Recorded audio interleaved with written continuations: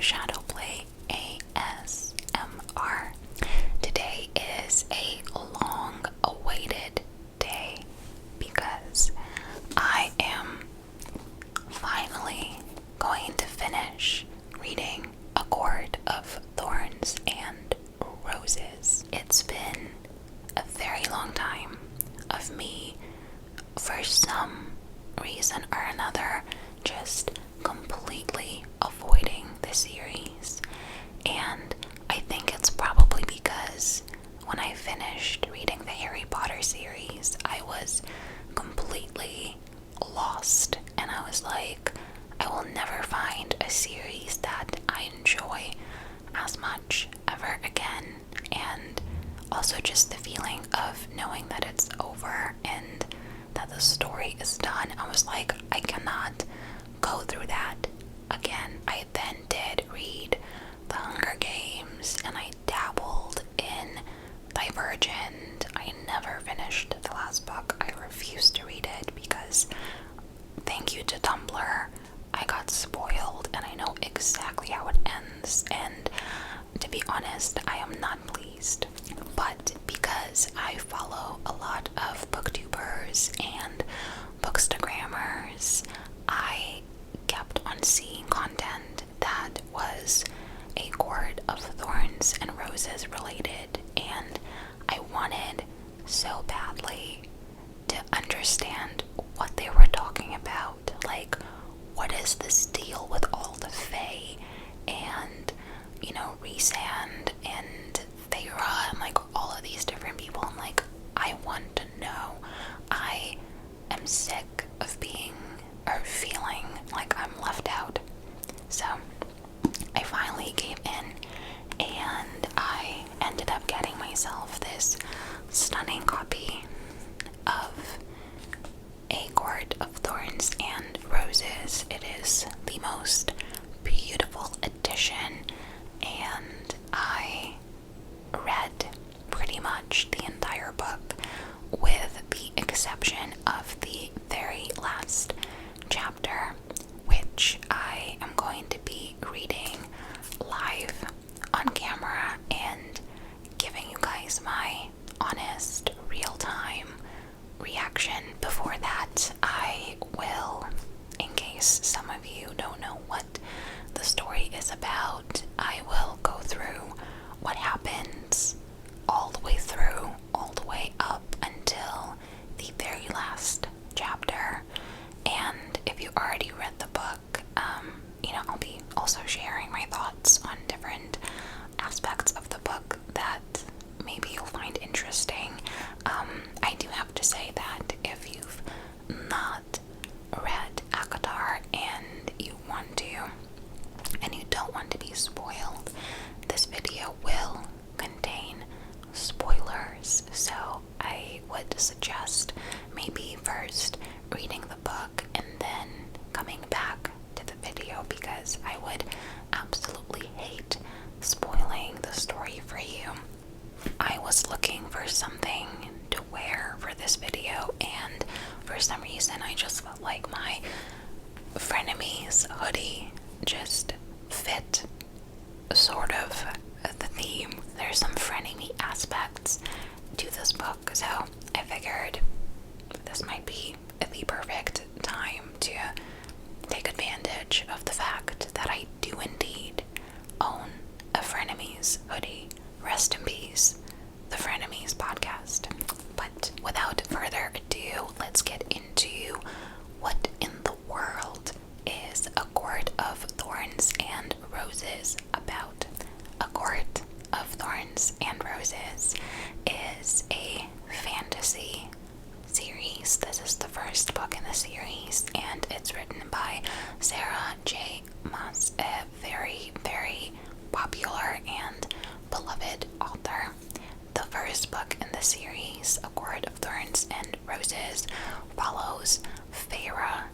So this is immediately where I got stuck, because Thera is spelled F-E-Y-R-E, and the way that I was first pronouncing it, in my head at least, was fairy.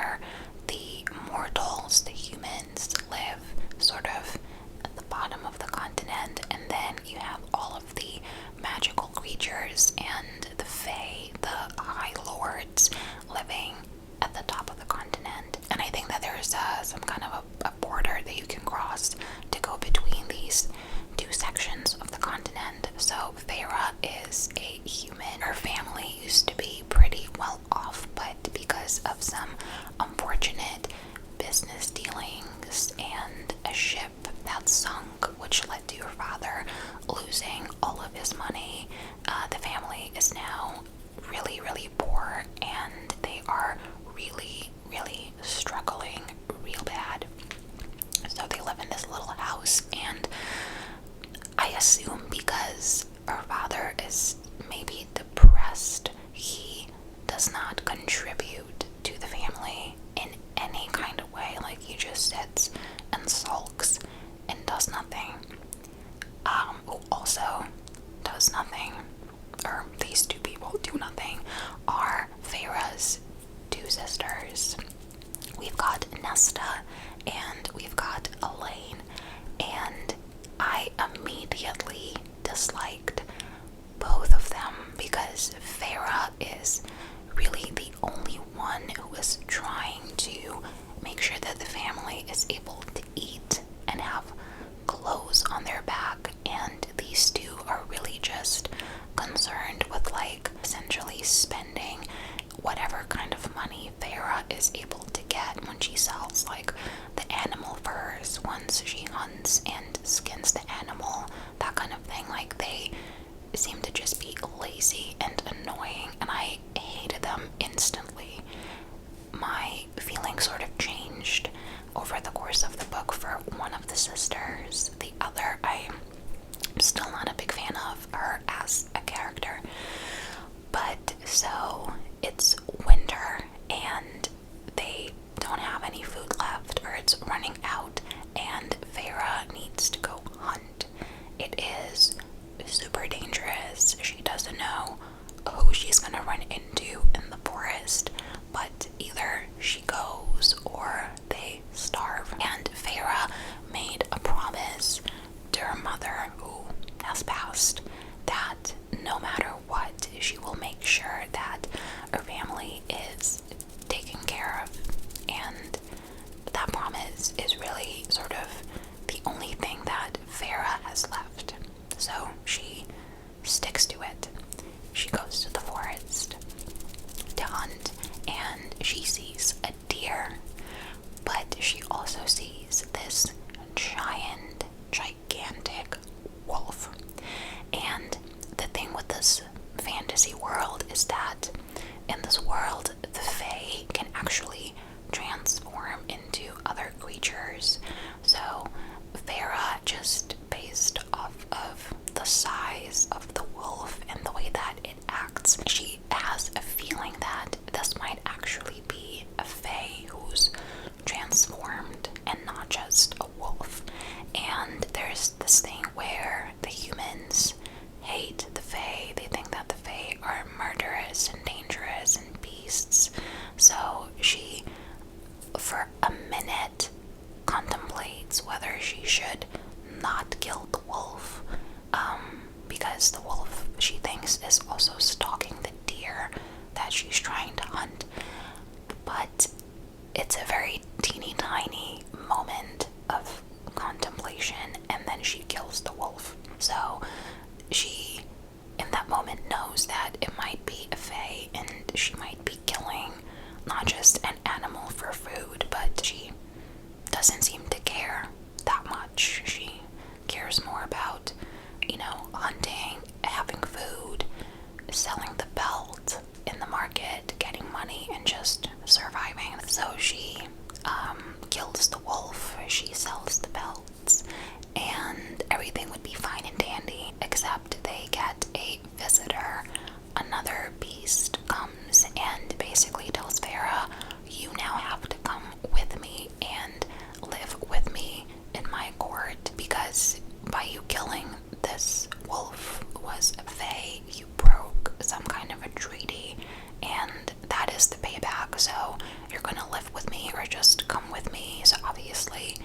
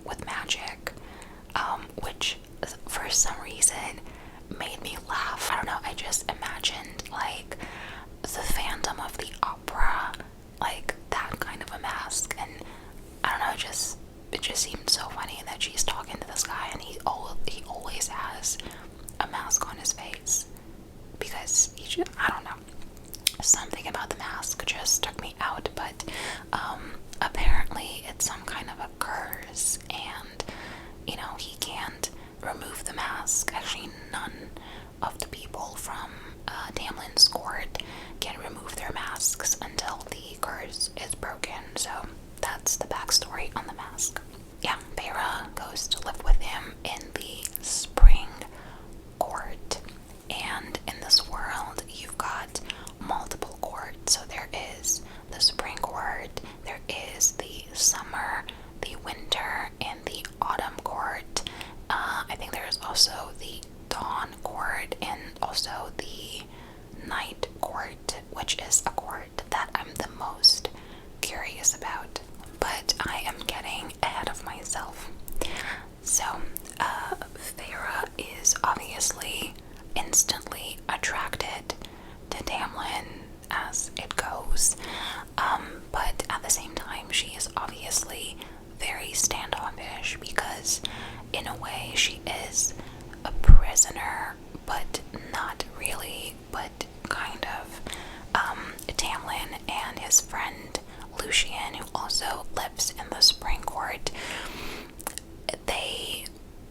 they're mad at Feyre for killing the wolf, who was also their friend, Faye, and they, at least Lucien seems to hate Feyre because she hates the Fae. Like, she had no remorse when it came to killing the Fae. But in the beginning of the story, even that hate that they're supposed to have for Feyre, it suspiciously disappears super fast. And I was like, I'm very surprised because she literally took out Lucien's friend. Like, how is he now making jokes and like teasing Feyre instead of just full-on hating her for the entirety of the book? Very suspicious.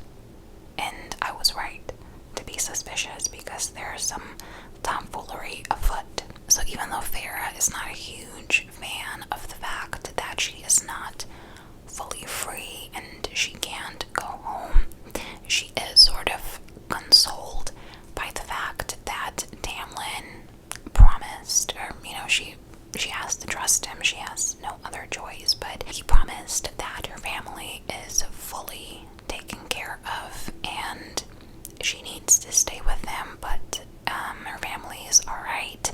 They think that she went to take care of a sick aunt and they're fine, they're not worried, they have, food and anything that they need, and they're good as long as Feyre stays with Tamlin.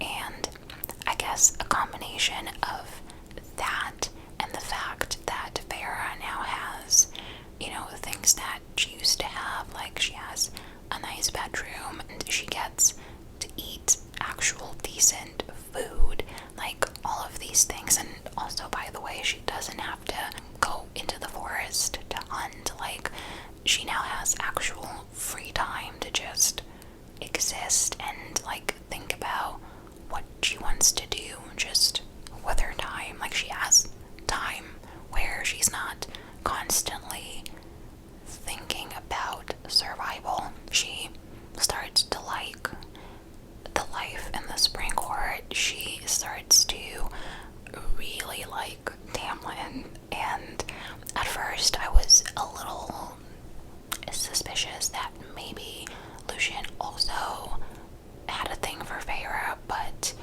as the story progressed, I'm like, no, I'm pretty sure Tamlin is the one who's like truly into her, and Lucien is just like the let me like tease you and pick on you, and I'm loyal to Tamlin, so I would never, that sort of a character. Feyre loves to paint, so Tamlin gets her all kinds of paints. And it's weird because in the beginning Tamlin wasn't like nice, like he was kind, but he wasn't super nice. And then he started to become very nice, you know, getting her the paint and obviously taking her out to explore. And then there's obvious like romantic tension and all kinds of things. But I had a suspicion that there's something that he wasn't saying, that actually Tamlin, Lucian, and Alice, the third character that we get to meet, that they were all hiding something. But because Farah knew that, even if she asked, they wouldn't just like volunteer this information. She just kind of went on living her life there, you know, because like, what is she gonna do? Then we get a whole bunch of scenes that tell us more about the world of the Fae. So, oh my god, there is a festival.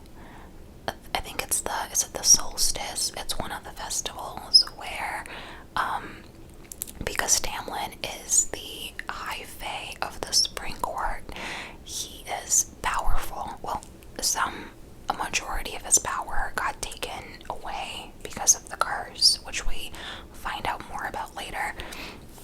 But his job as the king, the High Fae, whatever, of this court is to make sure that the soil is ready for the harvest. He makes sure that the land is prosperous or whatnot.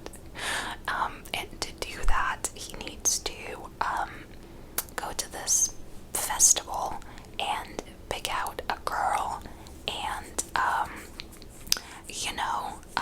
have some fun with her. And Farah is told not to go. She obviously disobeys because she is just way too curious, and she goes, but then she comes back. The thing that really, I was kind of like, whoa, is when Tamlin, because Tamlin, when he's in this zone of having to fulfill his duty, he's not really Tamlin. He is a different version of Tamlin. His mind is not in the right place. So he ends up biting Farah on the neck. That happens. Then they just keep living their life, and different beasts show up, and then they find a Fae's head up on a stake in the garden. So somebody from the other courts is playing a joke, which is not funny, obviously. Then there is another Fae, I believe, from the summer court that ends up at the spring court with its wings ripped off and dies. Like, so you on the one hand have Farah sort of living with these Fae and seeing what their life is like and enjoying all of the beauty and getting to paint and, being super hot for Tamlin. But then there's also bad things happening. At some point, Farah meets Rhysand, who I kept on calling Rhysand in my head. If you've read the book and you're in the fandom, let me know what the correct pronunciation would be. But I think it's Rhysand. So he shows up, and I was immediately like, I'm interested. I need to know more about you, mister. He is described as this, like, sensual, dark, dangerous Fae. He's dressed in black, and I think he's got purple eyes. Farah ends up being sent back to her old part of the continent where her family lives. Before then, Tamlin and Farah do the dirty, do the deed, and Tamlin says that he loves her, but even though she loves him too, she doesn't say it back.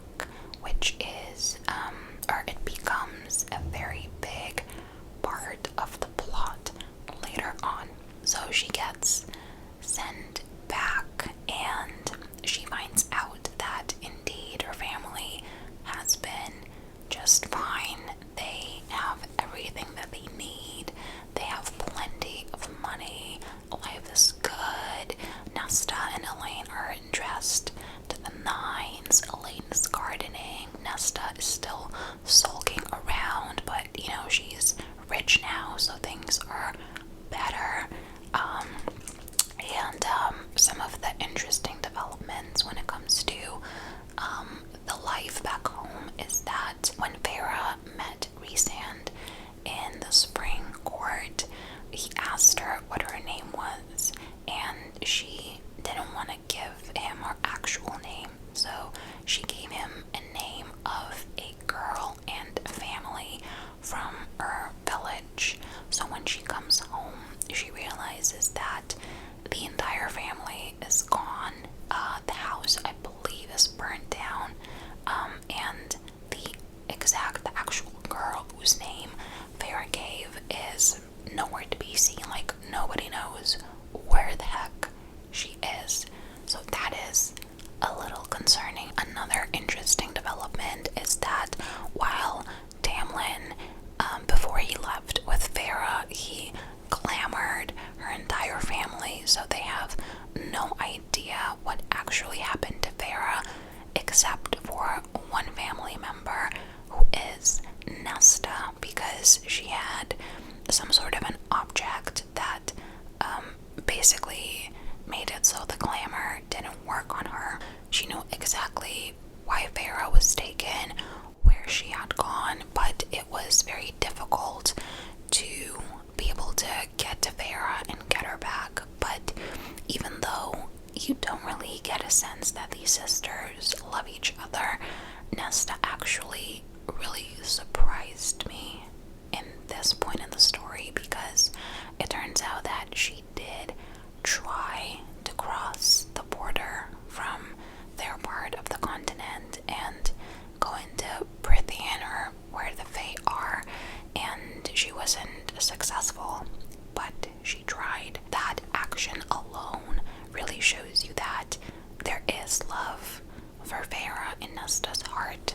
So in that moment, my opinion of Nesta really changed for the better.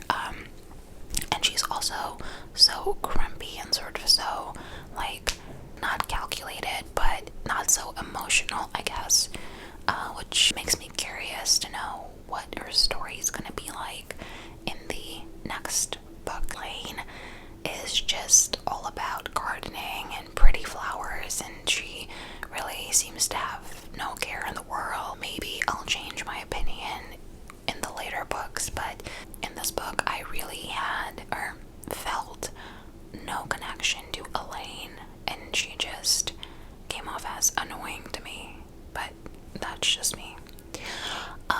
So Farah tells Nesta everything about her time in the Spring Court, about Tamlin, about all the curses, like everything she knows, she tells Nesta.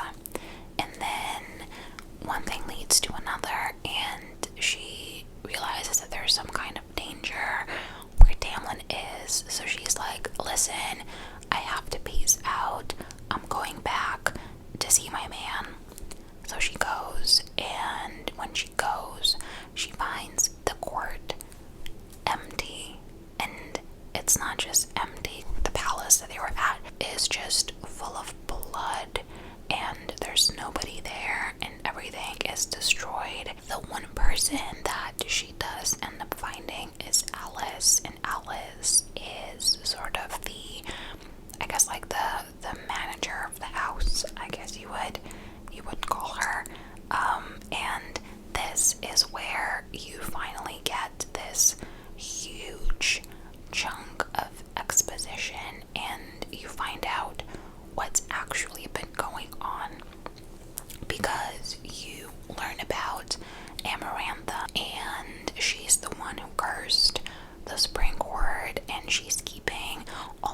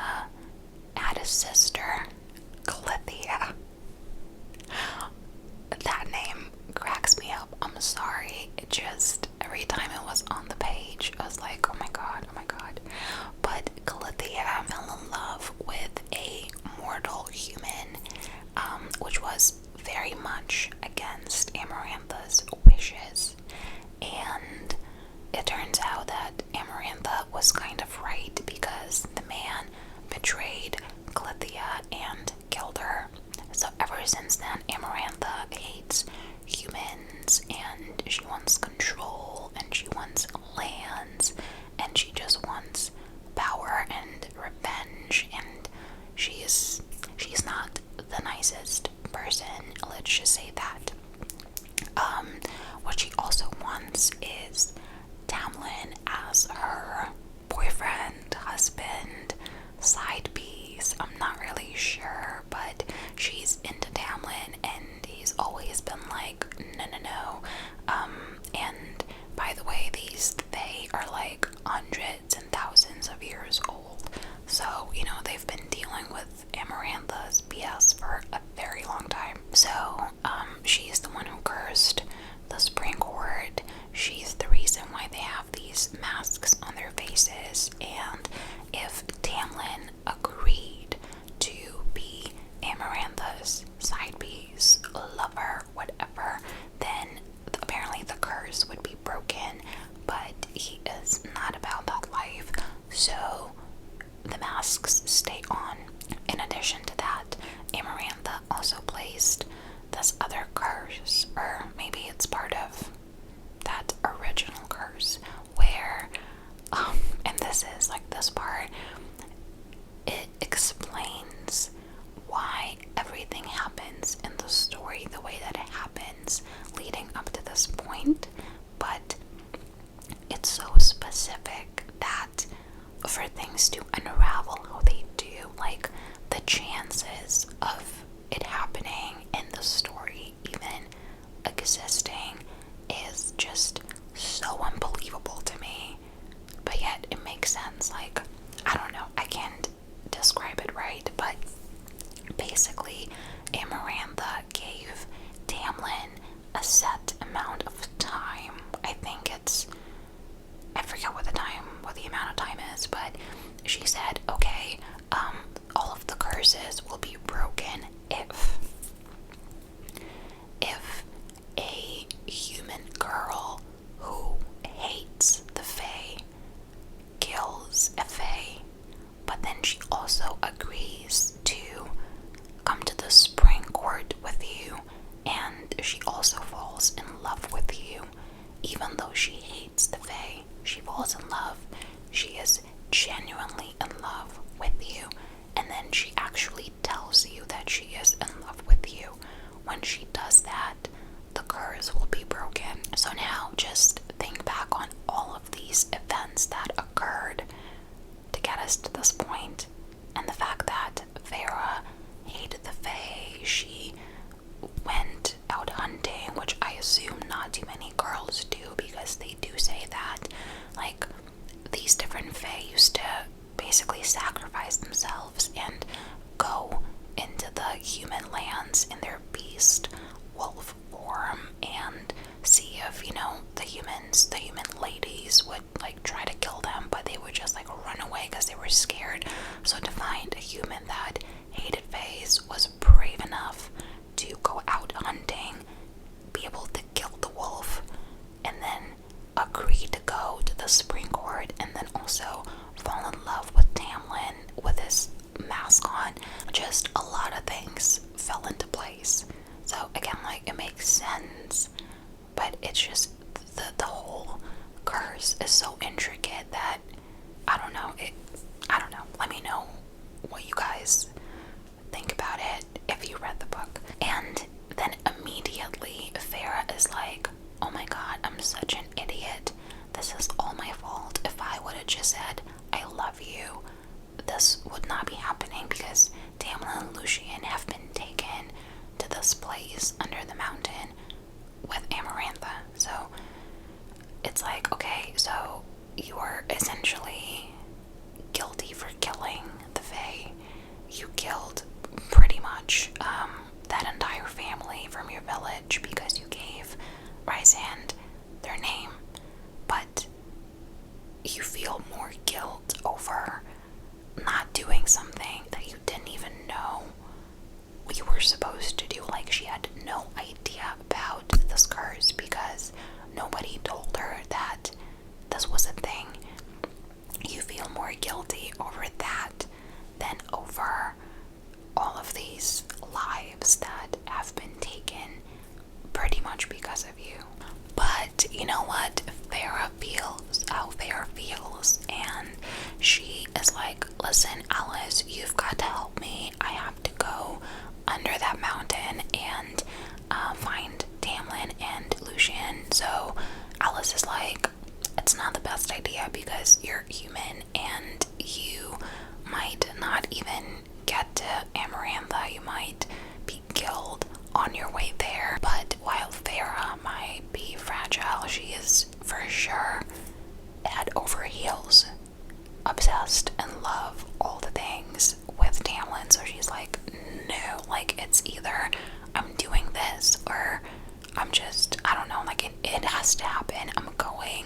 There is no discussion. So she goes, and pretty quickly she manages to find the place, get to the place, get in front of Amarantha.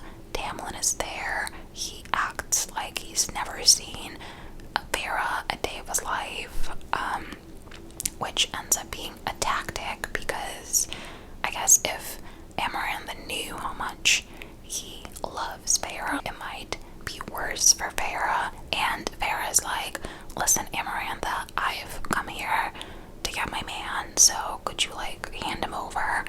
And Amarantha's like, sure, but you have two options.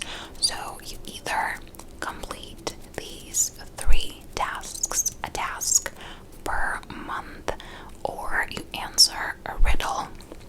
And Farah's like, not in the mood for riddles, so how about I complete these tasks? So by that point, I wasn't tired of the story by any means, but I was sort of like, this is a very lengthy story and it could potentially be maybe a couple of pages shorter. Like, at that point I was already ready for the action to happen, and then I'm like, wait, but we still have these 3 tasks, so how much longer is this gonna take? But I was still enjoying where the story was going at that point, so no complaints there. Farah has pretty much the worst time in Amarantha's lair under this mountain. Not so well, kind of, because of the tasks that she is expected to complete, because she can die during any one of them. She needs to kill this worm, which somehow that task just made me laugh, even though it was super dangerous, obviously, but she managed to kill the worm anyway. There's another task, but basically after every task that she completes, she ends up getting really, really injured because she is not a fae. She can't just like magically like heal her body and her broken bones. So she is very, very ill, and she's pretty much close to death when who shows up? Rhysand. The role that he has in Amarantha's lair is that he is, as they call him in the book, he is Amarantha's whore. So I assume that she makes him sleep with her, which is awful. And later in the book, he even, like, not like fully openly, but he lets Farah know that he hates it, and it's really lonely. It's like a really lonely way of life to, yes, have some privileges, but in turn having to do all these things, having to, you know, do Amarantha's bidding, and also being, you know, someone that she can just like call into her bedchamber and do whatever she wants with him. Like, that's sick. That's just awful. So that's partly why I'm so curious about Rhysand, because he seems to have a lot of layers, and I'm curious to know, like, what else is there to him. So he offers to heal Farah, because if he doesn't, she most likely will die. And Farah hates him at this point, so obviously she's like, no thank you. But she knows that she can't make it stay alive much longer if she doesn't accept help. But the thing about Rhysand is that he is very sneaky and sly. So he's like, okay, I am going to heal you, but you have to stay with me for 2 weeks every month for the rest of your life. They end up negotiating, and Farah manages to get it down to 1 week per month for the rest of her life, however long she lives. And once they agree, Rhysand basically brands Farah with a tattoo on her arm, and he puts an eye on her palm, and the eye sometimes blinks, which again made me laugh. It was funny and also creepy at the same time. So she's healed and she's ready to complete the 3rd task. But before she can get to the 3rd task, Rhysand keeps on inviting her, or not so much inviting, but forcing Farah to be his date. Although that's putting it very nicely. She's more of like arm candy or an escort whenever he goes to these parties that Amarantha throws. For every one of these parties, Farah is painted, like her entire body is painted, so that if anybody touches her, aka Tamlin, who's still ignoring Farah by the way, then Rhysand will obviously know. And she does get dressed, but the only kind of clothing that she ever wears for these parties is what I imagine to be like strips of silk that only cover like the naughty bits, you know. So she is painted, she is paraded in front of all of these fae, in front of Amarantha, in front of Tamlin, and she hates it.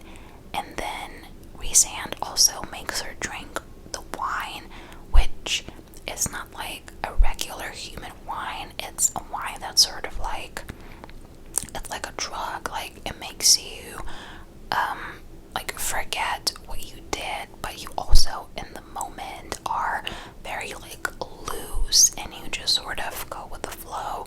So after every one of these parties, Farah wakes up with the worst headache. She feels so sick and she doesn't fully remember what she did, but then memories kind of come back and people tell her stuff, and she finds out that when she drinks the wine, she ends up like dancing for Rhysand and she sits on his lap.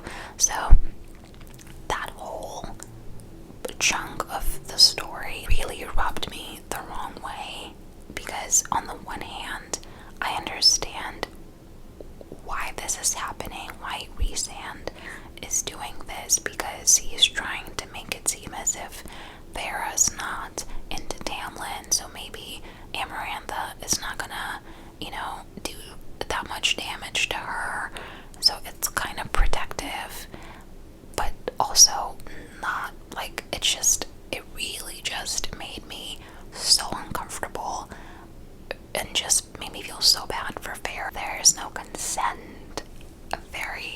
Very uncomfortable. So that's one of the gripes that I have with Mr. Rhysand. Not a fan of what he did there. So then eventually we get to the day of the 3rd task. And this task is basically Farah having to kill 3 people. So 3 people are led into wherever this task is taking place. Immediately I was like, oh my god, Amarantha somehow got her hands on Farah's dad, Elaine, and Nesta. It was actually fae, like young fae from different courts. I guess I was expecting in this moment for Feyre to, figure something out, to find a loophole, to maybe be able to answer the riddle. But no, she actually ends up stabbing the male Fae and the female Fae. So she ends up stabbing the two Fae, and when Amarantha reveals the third Fae that she's supposed to stab in the heart, it's Tamlin. And at that point, it's like, okay, like, she is so done. Like, she already killed two people. If she doesn't kill Tamlin, then everything's been for nothing. Like, these two people, these two Fae that are dead on the ground, their lives meant nothing.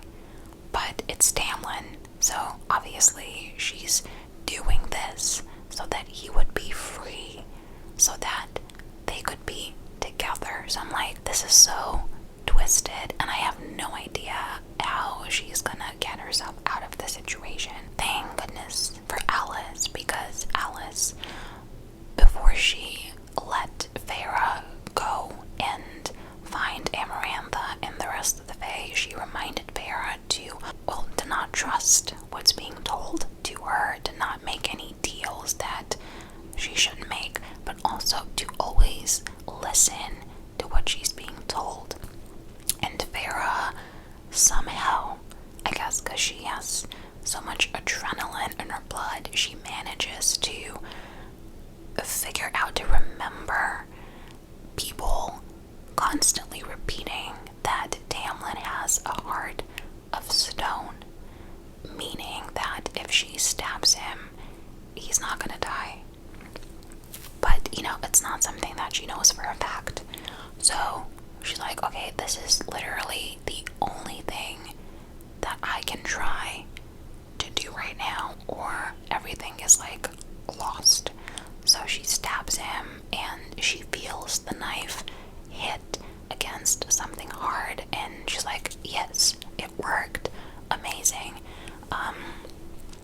But because Fae they can be sneaky and tricky, even though Amarantha promised Feyre that if she completes all of the tasks that the Fae will be freed, she never said when. Like, Feyre didn't have her promise to release them immediately. The only way for them to be released immediately was if Feyre was able to solve the riddle, which she had heard it, but she hadn't solved it yet. So, then all kinds of fighting happens. I think Amarantha snaps Feyre's neck.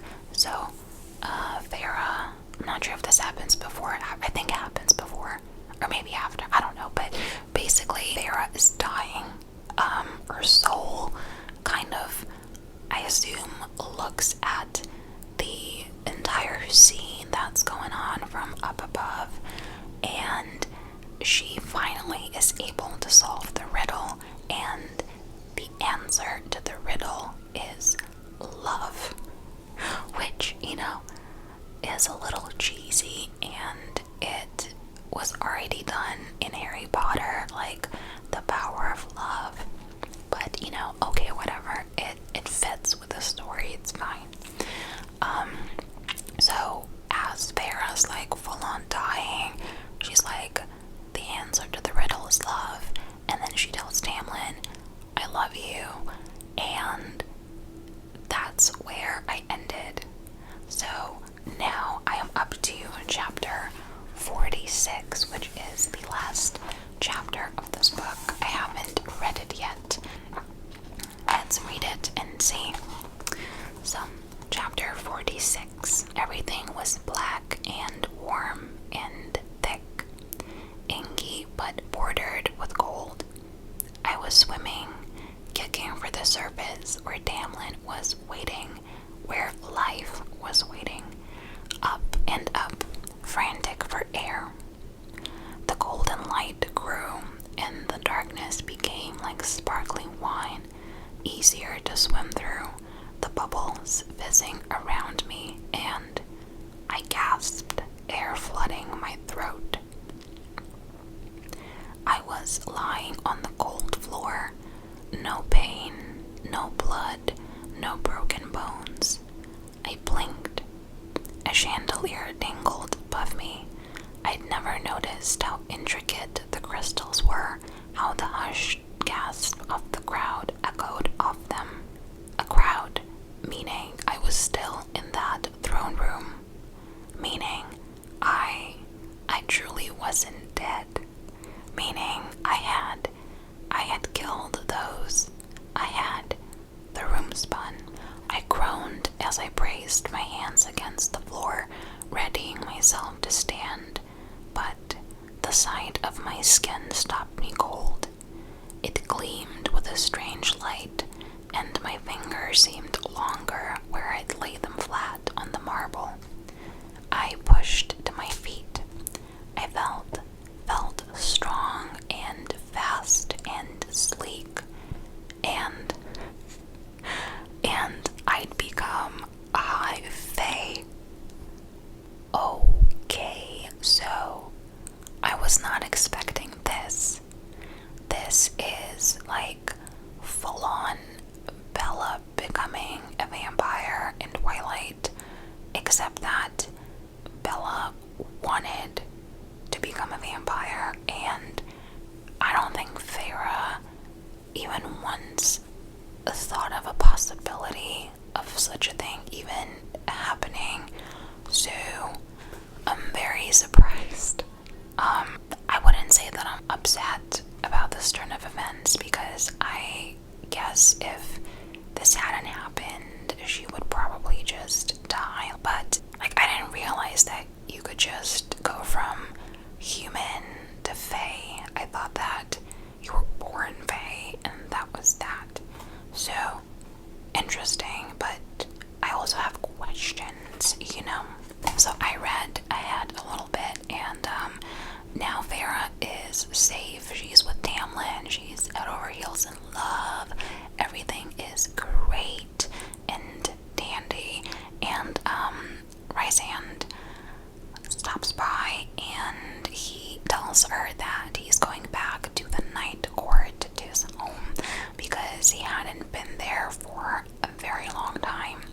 He also talks about how he loves to fly. He's got wings because he is a fae. There is this very interesting part which again just shows me exactly why people are so into these books, because this, like, after I read this, I'm like, there's no chance that I'm not gonna read the next book. Feyre and Rhysand are having a conversation. It's kind of like a farewell, but he knows that he will see her soon, because again, they've made this pact that she will spend a week in the Night Court with him every month. She's feeling bad about the fae that she killed, because the fact that she's fae now, like, it hasn't changed her heart. The heart's still the same, so she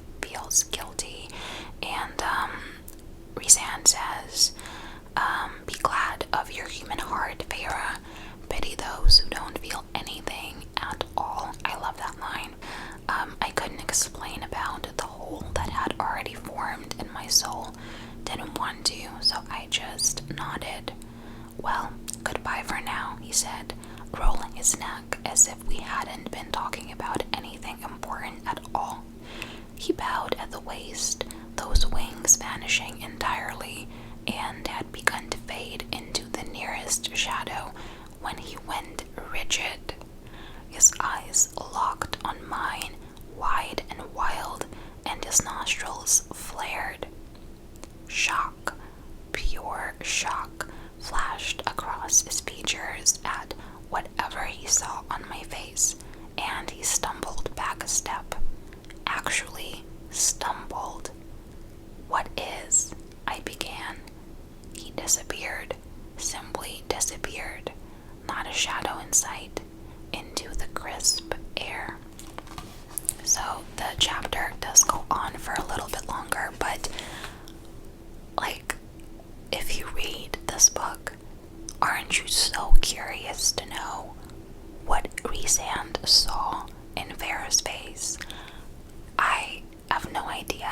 Thankfully, I've not been spoiled. I am gonna try my darnest to stay away from anything ACOTAR related before I can get my hands on the next book, which I think is the Court of Mist and Fury. Before I end this video, I wanted to share some thoughts on this book.